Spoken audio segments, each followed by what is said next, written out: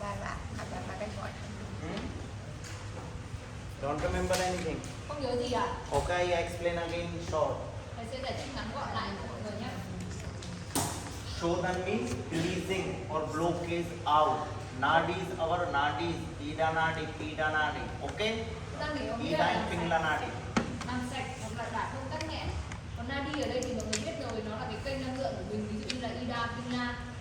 So when we do this nadi shodhan pranayama, so we clean and blockage out from our nadis. Okay? Vậy khi chúng ta thực hiện bài này thì tức là chúng ta sẽ làm sạch, làm hết tắc nghẽn ở các kênh nadi của mình.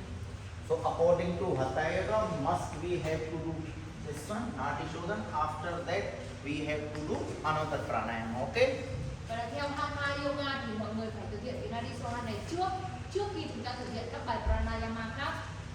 But in Hatha Yoga, they didn't mention nadi shodhan pranayama in 8 numbering of pranayama. Okay?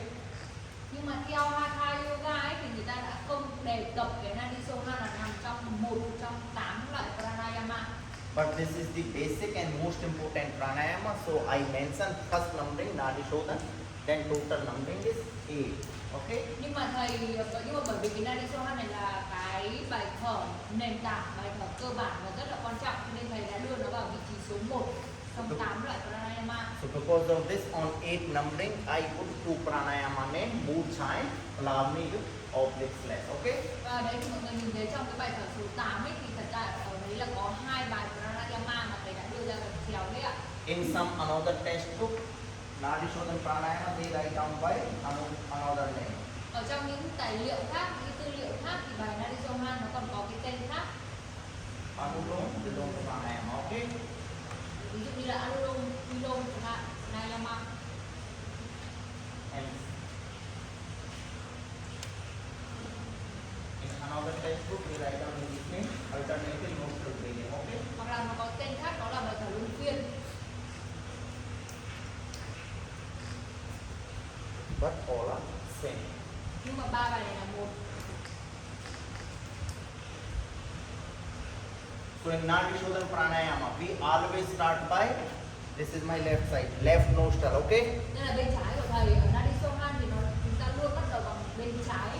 So in this pranayama, we have to do alternative breathing. So means inhale with left, exhale with right, then again inhale with right, then exhale with left. So it means start by left, Ida nadi, also end by left, Ida nadi. It's called only one round. Và đây thì mọi người biết là chúng ta sẽ phải thực hiện luân phiên hai lông mũi, tức là hít trái rồi thở bên phải, sau đó hít phải rồi thở bên trái. Chúng ta bắt đầu bằng bên trái tức là kênh Ida nadi và chúng ta kết thúc bằng bên trái tức là kênh Ida nadi. Như vậy là xong một vòng. And we have to take breathe in our thoracic region, yogic breathe. Okay? Và cái hơi thở ở đây chúng ta sẽ sử dụng đó là hơi thở ngực hoặc hơi thở yogic. And when you do nadi shodhan pranayama, so when you do inhale, exhale, so don't create a sound. Your inhalation and exhalation will be slowly, smoothly, deep and long. Và khi mà chúng ta thực hiện nadi shodhan thì cái hơi thở của chúng ta nó sẽ không tạo ra tiếng. Hơi thở của chúng ta phải chậm, mượt, sâu và dài. And in this pranayama, we also can use kumbhaka and bandha. Ở pranayama này chúng ta cũng có thể kết hợp với kumbhaka và It's bandha. me. Are you open?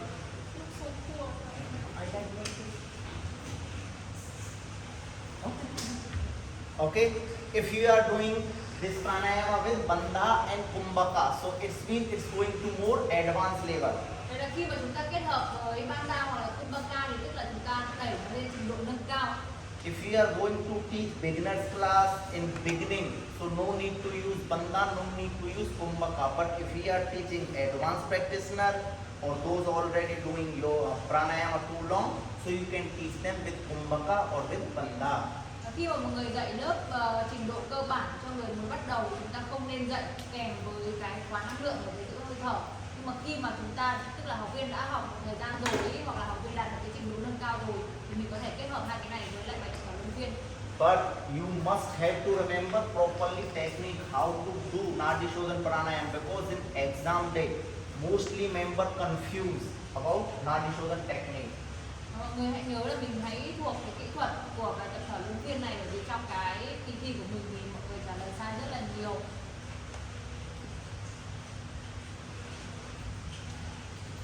viết là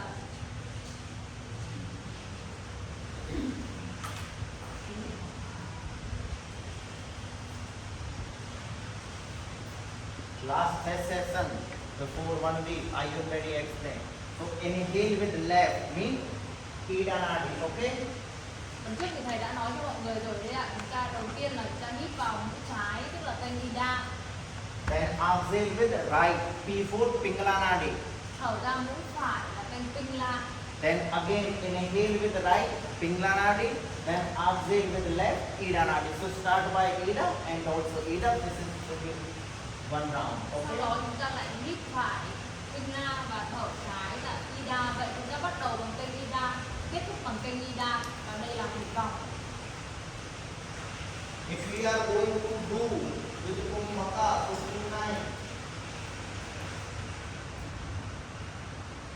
in a one round two time we can do Kumbhaka or Bandhas after inhalation. Nếu mà chúng ta muốn kết hợp với Kumbhaka hoặc Bandha ấy, thì mọi người có thể thực hiện 2 lần. 2 lần ở đây là sau hơi hít vào.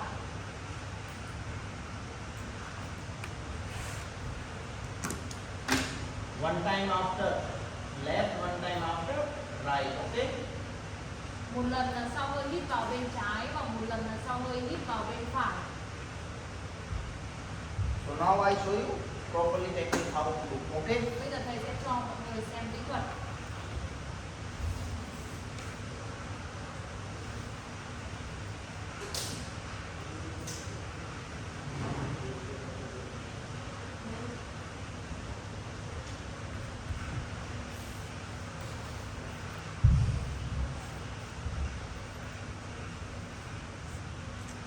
This is my right side, this is my left side. Okay? Tay phải của thầy đây và tay trái thầy đây. I already explained about Vishnu Mudra. Thầy đã dạy cho mọi người về cái Vishnu Mudra rồi. Have to use thumb and ring finger. Okay? Để chúng ta sử dụng cái ngón tay cái và ngón tay nhấn. Also about hand position. Okay? Vị trí của tay của So have to do inhale with left. Okay? chúng ta hít vào bằng mũi trái Thoracic region or hoặc yogic.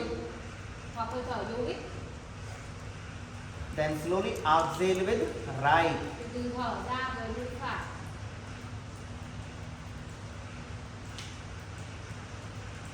Again inhale with right. Chúng ta hít phải. Exhale with left. Chúng ta thở bên trái. So it's called only one round. Okay? Cái đây chỉ là một vòng thôi mọi người nhé. I show you again. Thầy sẽ cho mọi người xem lại lần nữa. Inhale with left. Hít vào mũi trái.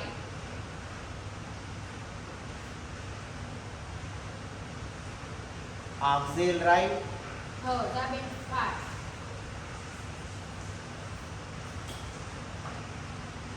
Inhale right. Hít vào bên phải.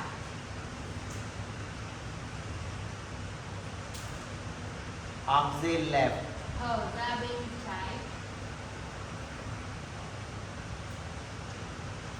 Understand Nadi Shodhan Pranayama? Inhale, exhale, inhale, exhale. Alternative. Okay? Mọi người đã hiểu chưa ạ? Chúng ta hít vào thở ra, hít vào thở ra luân phiên. Now have to do with Kumbhaka. Bây giờ chúng ta sẽ thực hiện với Kumbhaka. So after inhalation, which one Kumbhaka we perform? Anyone remember that Kumbhaka name? Sau hơi hít vào thì chúng ta có thể thực hiện Kumbhaka nào ạ? Mọi người có nhớ tên của nó không ạ?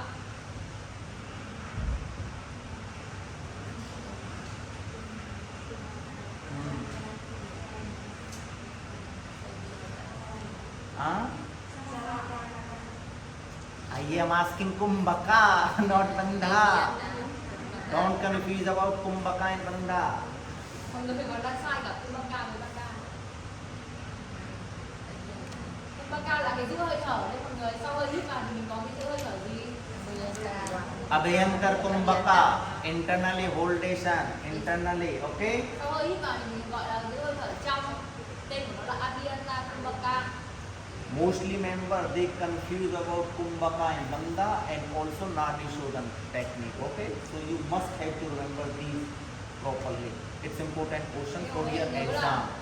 Học viên tức là chúng ta bị nhầm cái Kumbhaka và cái Bandha rất là nhiều, cả với lại cả cái kỹ thuật thở luân phiên này nữa, mọi người hay nhầm lắm. Okay, I show you with Kumbhaka. Cho mọi người xem thực Same. hiện cái Kumbhaka. Inhale with left. Chúng ta hít trái,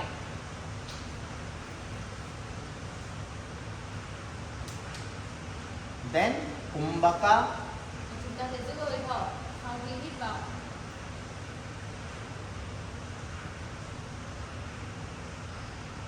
According your capacity. Giữ theo khả năng của Then các bạn. slowly exhale with the right. Từ từ thở ra bên phải.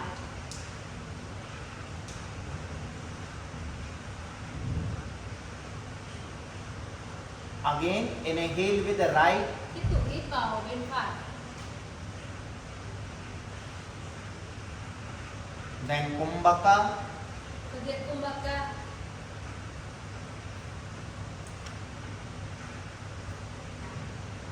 Then exhale with the left. Thở ra bên trái.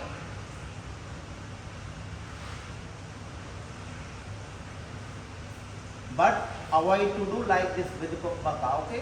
Tránh thực hiện như này nhá. Don't hold breathe like this. Few members when they practice, so they hold like this. Có người giữ hơi thở như thế này. Have to do with professional. Okay. Again with Chúng ta hãy làm chuyên Kumbhaka. nghiệp lên. Inhale with the left. Hít trái. Kumbhaka.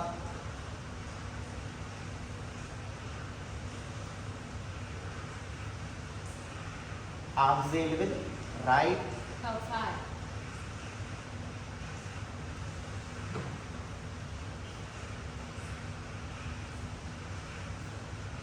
Again inhale with right. Sau đó hít vào bên phải. Kumbhaka.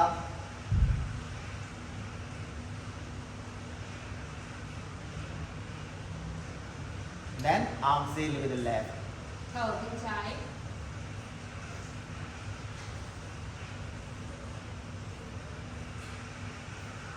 Left. Understand? Hiểu chưa? With Kumbhaka. Để đã thực hiện được Kumbhaka đấy ạ. Now I will show with Bandha. Giờ thầy sẽ cho mọi người thực hiện được khóa năng lượng nhé. Remember in Bandha we have to do log on a particular part, on a particular region in our body. Mọi người có nhớ là khóa năng lượng chúng ta sẽ thực hiện khóa ở một bộ phận nhất định, một vùng nhất định ở trong cơ thể không?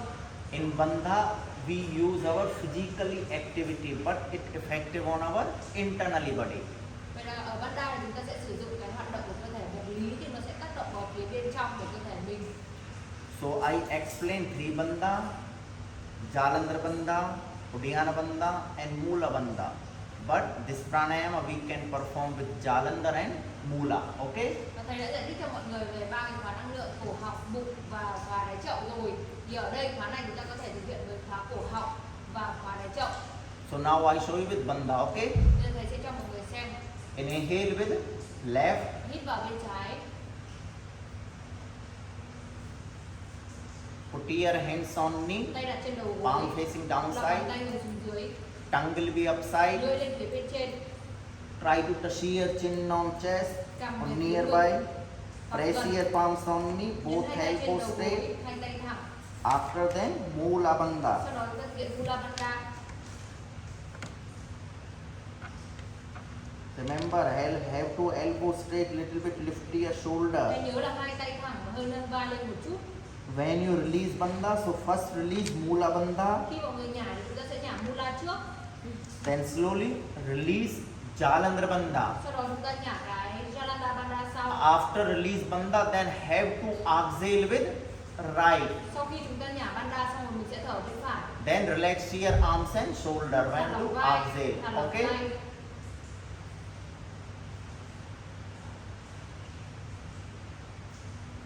Again, inhale with right. Sau đó chúng ta hít vào bên phải.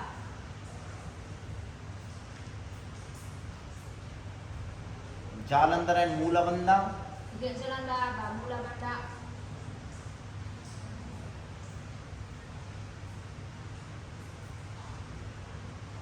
First release Mula Bandha, Đầu tiên chúng ta nhả Mula trước. then Jalandhar Sau đó Bandha, nhả then Jalandhar Bandha. exhale with the left. Sau đó thở ra bên trái.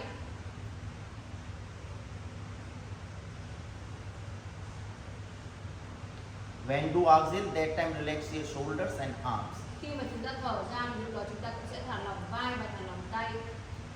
Look at me carefully, one more round with Bandha, okay? I have to speak No need to speak. Bây giờ mọi người hãy nhìn thấy thầy một lần nữa nhé. I Hãy per- làm thêm một vòng nữa. I perform, you speak, okay? Thầy hít vào mũi trái.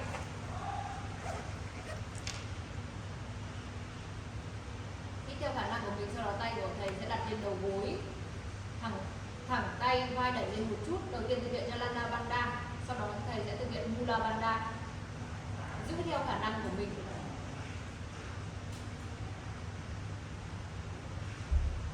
Khi mà nhả khóa thì sẽ nhả Mula trước, nhả Jalana Bandha sau. Từ từ thở ra bằng mũi phải.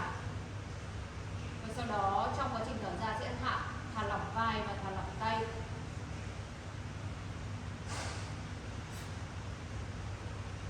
Sau đó mình lại hít vào mũi phải. Tương tự như vậy mình sẽ thực hiện cái khóa năng lượng, cái Jalana Bandha trước và Mula sau, giữ theo khả năng của mình. Mọi người nhớ là thẳng tay, vai đẩy lên một chút, người hơi đẩy về phía trước, lòng bàn tay nhấn về phía đầu gối.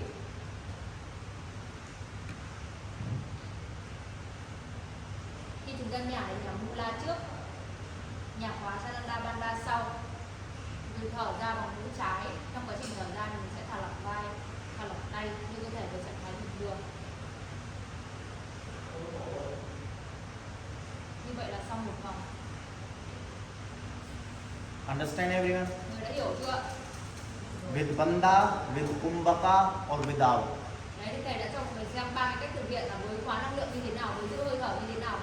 If you still don't understand, so ask me again, I can perform again, but don't confuse, okay? Nếu mọi người không hiểu thì có thể hỏi thầy sẽ thực hiện lại cho mọi người xem lần nữa, nhưng mà mọi người đừng có bị nhầm.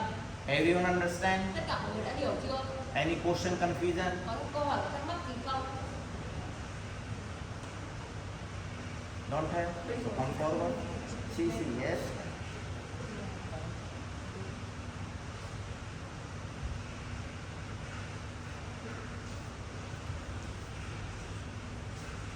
Sit here.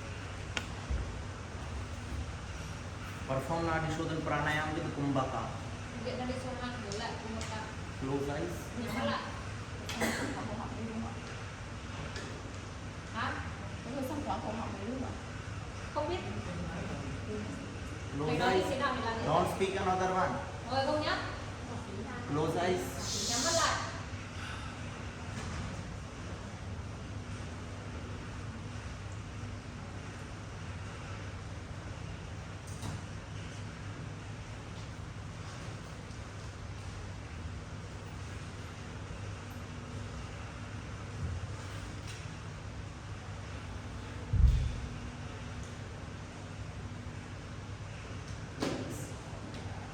Relax, relax. Thả lỏng. Open eyes. Mở mắt.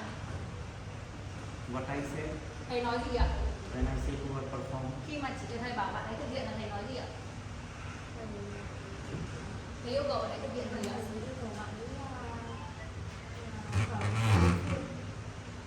Thả luân phiên. Gì nữa?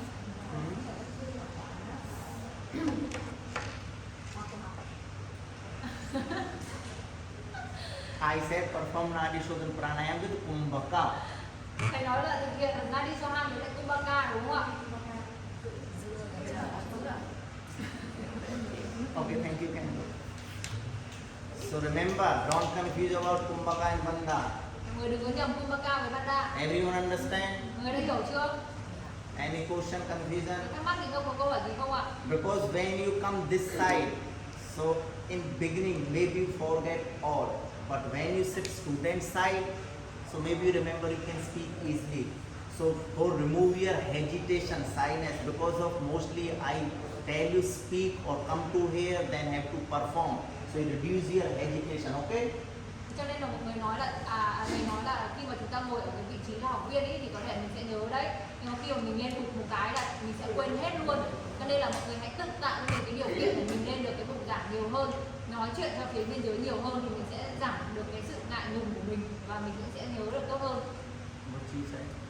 Thầy nói lại của em cái chỗ mà khi mà thầy thực hiện ban thứ hai ạ, thì cái thầy sẽ khóa cái gì trước với giữa Mula với cả Between Jalana Bandha and Mula Bandha. Khi mà nhả thì lock post.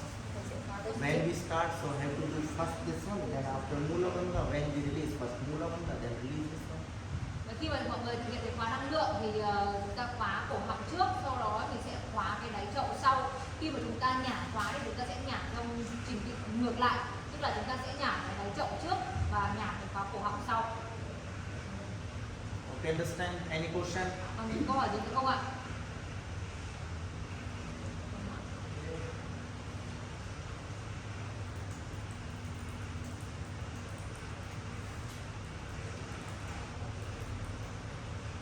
See. Still behind. Come here, sit.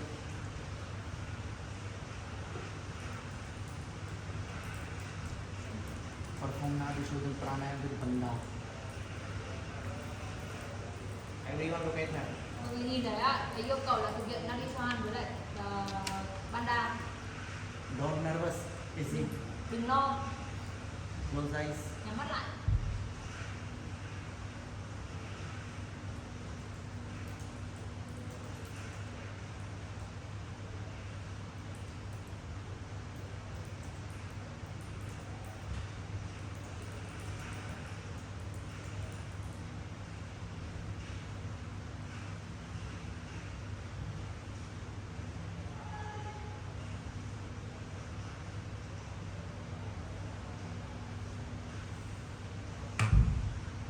Try to use Vishnu Mudra, don't use middle finger.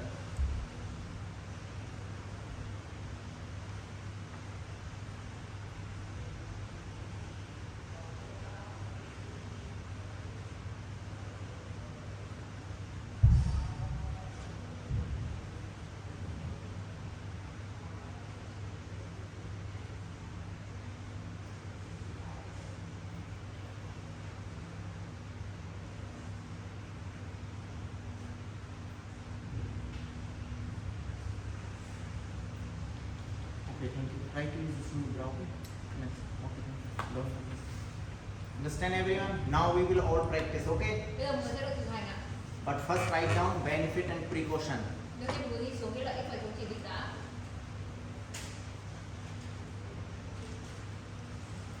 And I already write down technique, how to do. So you remember this one technique, okay? Inhale, exhale, okay? Cái kỹ Left, thuật thực right, hiện như thế right, left. nào thầy đã viết lên bảng rồi, mọi người hãy nhớ cái phần này nhé.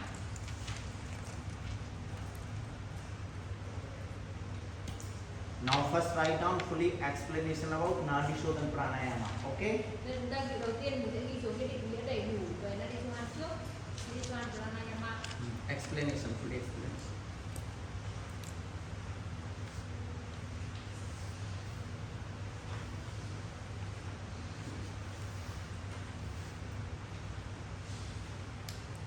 Have to sit in meditation posture, spine straight. Ngồi trong tư thế thiền định, lưng thẳng.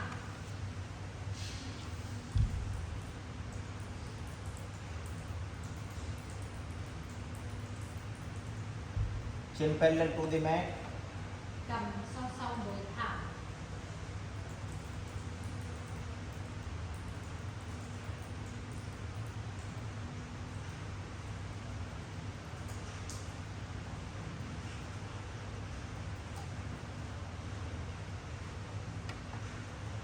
Have to make Vishnu Mudra by your hand. Tay tạo ấn chú Vishnu. Và VSHNU.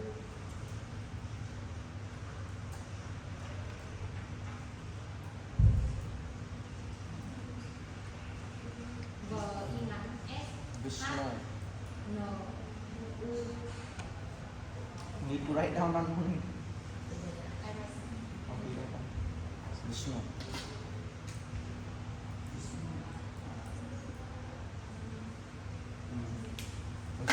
Vishnu Mudra.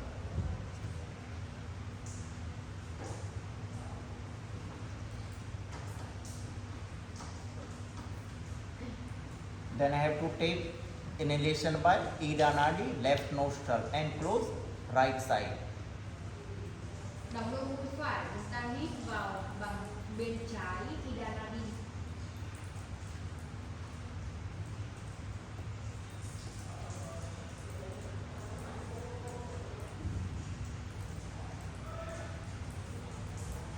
That time will be closed right nostril. Okay.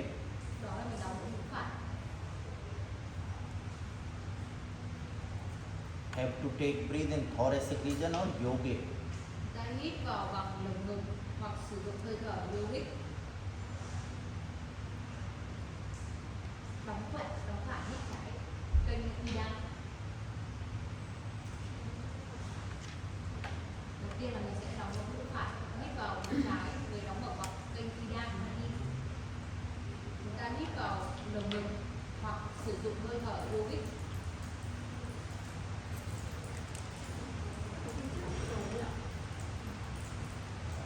Speak again. Remember something. Chưa biết rồi ạ mọi người. Chưa biết đến đâu ạ? Have to take inhalation with Ida Nadi left side. That time right nostril will be closed. They said last time I wrote down only. So when I start, why they don't say me before? They said only I explained. Not write down. They wrote down about how to do Nadiswan Pranayama separately already. Write down. Okay, so now write down benefit and precaution. Bây giờ mọi người ghi xuống lợi ích. If you already write down, so why don't tell me before? Nếu mọi người đợt trước mình ghi rồi á, mọi người thì mọi người bảo là ghi cái phần đấy rồi. Actually, they said already. Ok, bây giờ mình ghi xuống lợi ích và chống chỉ định ạ. You check. Those don't write down last week. You write down from another member notebook. Những người nào chưa ghi thì mọi người mượn vở của một bạn khác để ghi nhá. Now write down benefit of Nadi Shodhan Pranayama. Bây giờ chúng ta ghi xuống lợi ích ạ.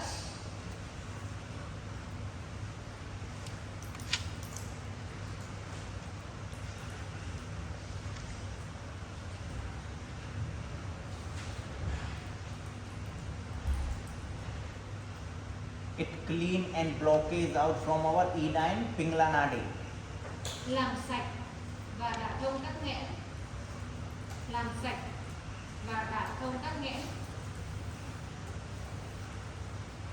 ở kênh Ida và Pingala Nadi.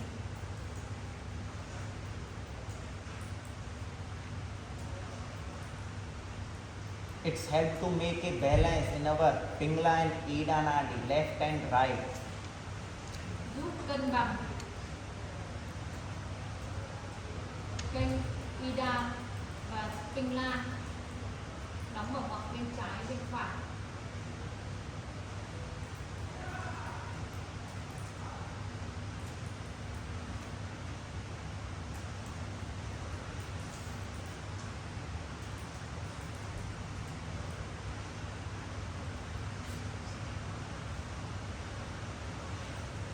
It improve our meditation level. Tăng khả năng thiền định.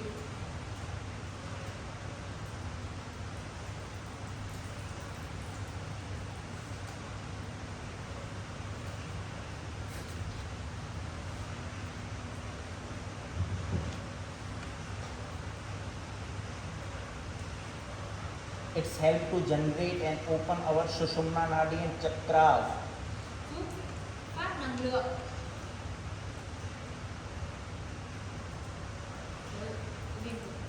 It's help to generate and open our Sushumna Nadi and Chakras.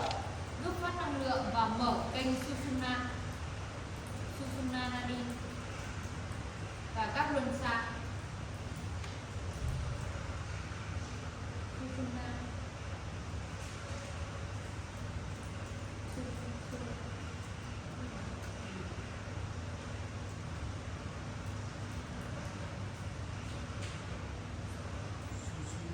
Sushumna, you write down Sushumna, few members don't know.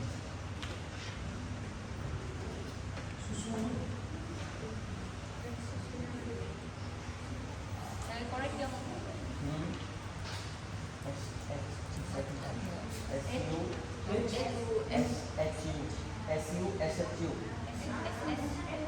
H ạ, S-U-S. H. Yes. Okay.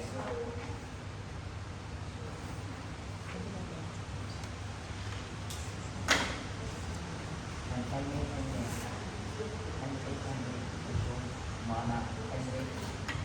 ANA. Yeah. Em viết lại nha mọi người.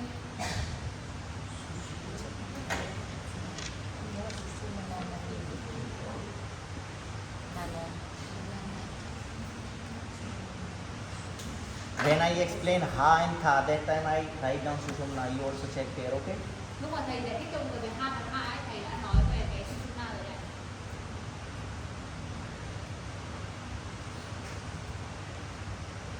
It's help to prepare our mind and body to do another pranayama. Giúp chuẩn bị tâm trí và cơ thể để thực hiện các bài pranayama khác. Giúp chuẩn bị tâm trí và cơ thể để thực hiện các bài pranayama khác.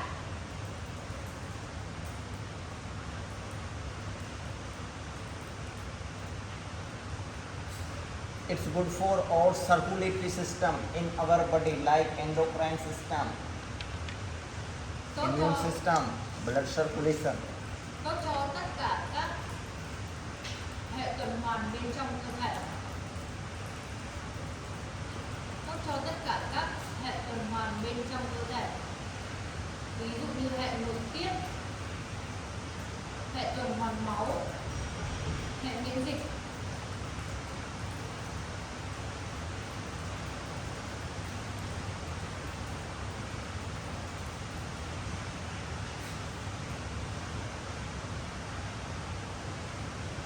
It's too good for pregnant lady. Rất tốt cho phụ nữ mang thai.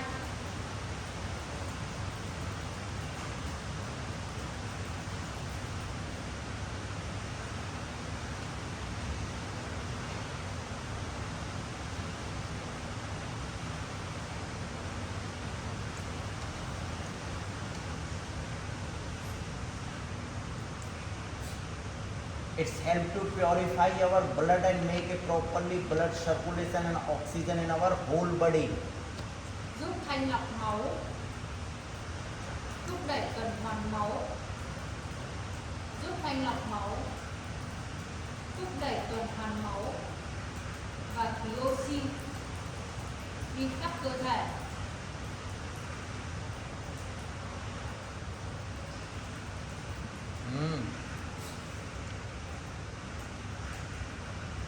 Why like this? Sao lại làm thế đấy? You study too much in night time. Tối mình học nhiều quá. Last to last week also like this. Today also like this. Huh? Show me what you write now. Mang cho thầy mượn vở để xem là viết cái gì. Show me, show me. Em đi đủ ạ, để ra.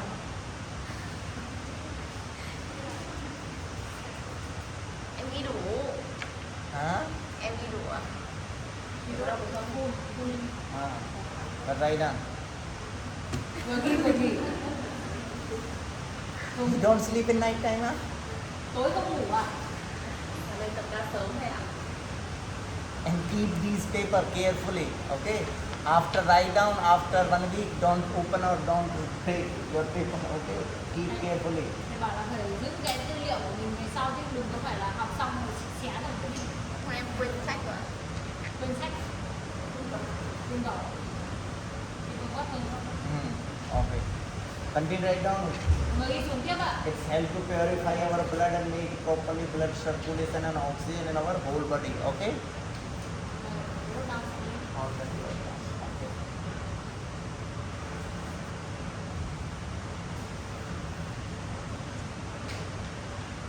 It's good for them, those have heart disease, breathing problem.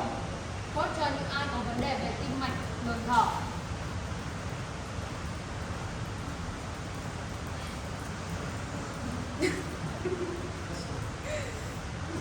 It's good for them, those have heart disease and breathing problem. Tốt cho những ai có vấn đề về tim mạch, đường thở.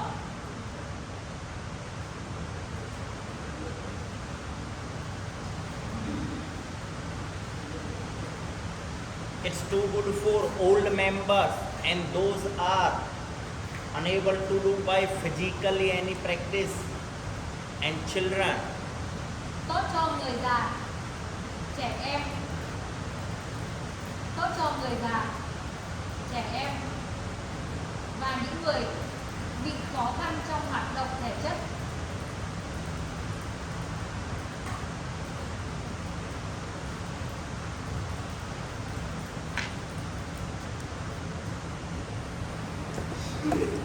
Em coi chị. Can we write down?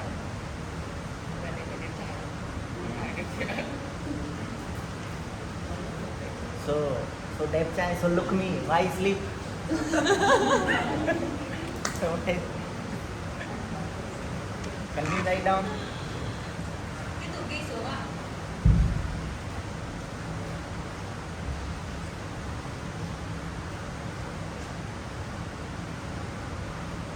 It's good for our respiratory system and our heart.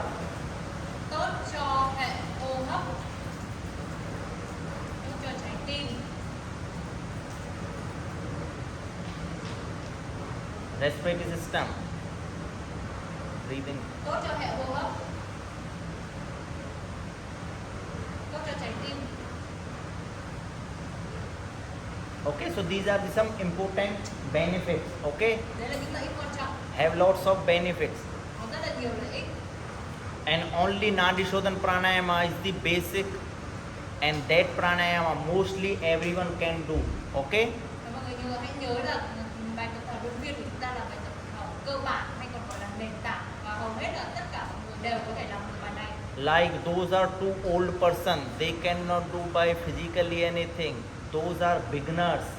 Those have any kind of disease, pregnant lady, children, everyone can do Nadi Shodhan Pranayama because it's help to make a balance in our left, right, Pingla, Ida. Okay? Hầu như cái bài này thì là tất cả mọi người đều có thể làm được, tức là gần như kiểu không có chống chỉ định đấy mọi người. Ai cũng có thể làm được, đặc biệt là những cái người mà người ta không thể cảm thấy khó khăn trong cái hoạt động thể chất, hoạt động vật lý của họ, thì họ có thể sử dụng bài này, bởi vì là nó sẽ giúp cho chúng ta cân bằng bên trái và bên phải của cơ thể. Now write down precaution. Bây giờ chúng ta sẽ đi xuống chống chỉ định. Precaution. When you have infection in your senses, so have to avoid or under instructions. Khi bị nhiễm khuẩn, ở các giác quan thì tránh thực hiện hoặc thực hiện dưới sự hướng dẫn.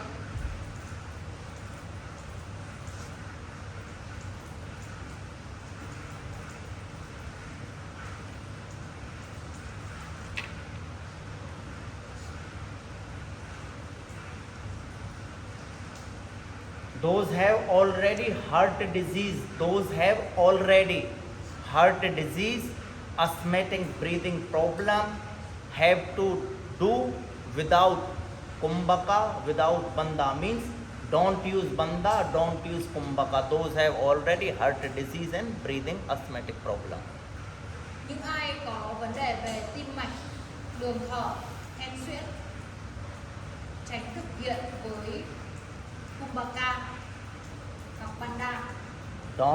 Those have already heart disease, asthmatic breathing problem, don't perform with kumbhaka and banda. Những ai có vấn đề về tim mạch, đường thở, hen suyễn, tránh thực hiện kèm với kumbhaka, banda.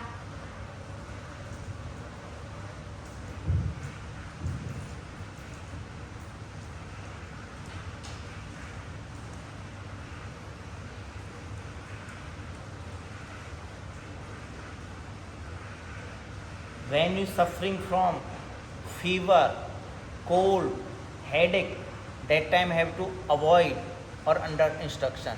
Khi chúng ta bị sốt, cảm lạnh, đau đầu, tránh thực hiện hoặc thực hiện dưới sự hướng dẫn.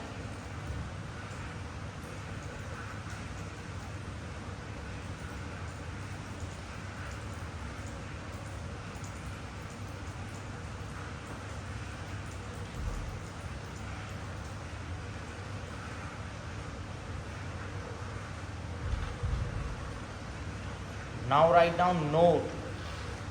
Important. Rồi ghi xuống lưu ý quan trọng. You checked before you write down or not? Last week. Mình kiểm tra xem mình đã ghi số lưu ý ở tuần trước chưa? Chưa.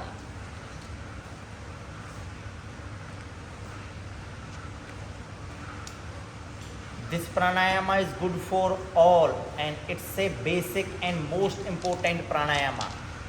Bài pranayama này tốt cho tất cả mọi người. Bài pranayama này tốt cho tất cả mọi người. This pranayama good for all and this is the basic and most important pranayama. Đây là bài pranayama nền tảng và quan trọng nhất.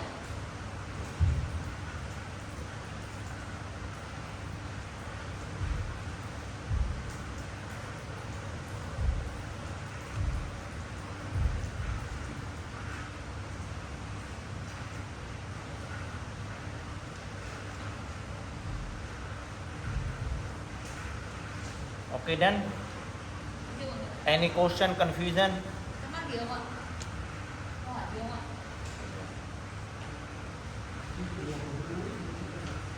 What if we stuck on this? It's only sometime because of weather have stuck. If you have permanently stuck too long, so you also can perform. But if you will be perform Shatkarma, Jalaneti, Rabarneti, so it will be help to your stuck out. And after that, Perform Nadishodhan. Tức là nếu mà giả sử như chúng ta bị tắc mũi lâu ngày đi thì mọi người có thể thực hiện cái bài thanh lọc mũi. Thanh lọc mũi là chúng ta sử dụng nước hoặc là chúng ta sử dụng cái dây cao su ấy, mình làm cái thanh lọc mũi của mình trước, là tông mũi của mình trước rồi sau đó mình sẽ thực hiện bài này. Mostly person they feel stuck in one nostril. Mostly, also children they feel stuck, or when they go to meet a doctor, take advice from doctor. So some doctors say have too big bone, or have to like a big muscles, or have something to stuck, so have to do some surgery, or have to do out, have to use something.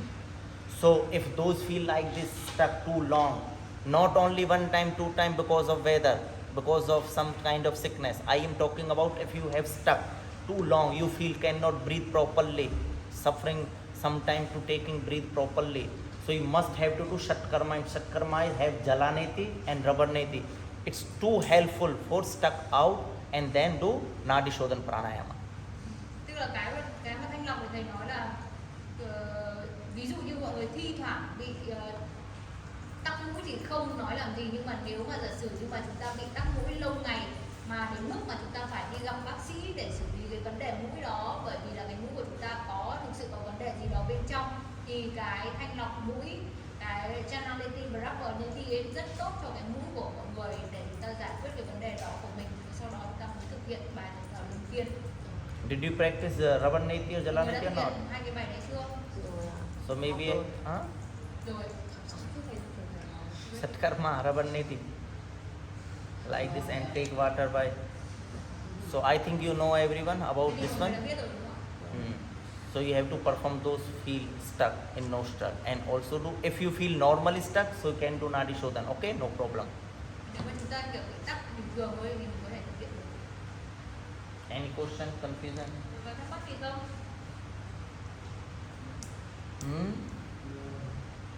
You don't open mask. See, Mở chăn. you from Hanoi, out of Hanoi. You just Like it. get Huh? recover from it.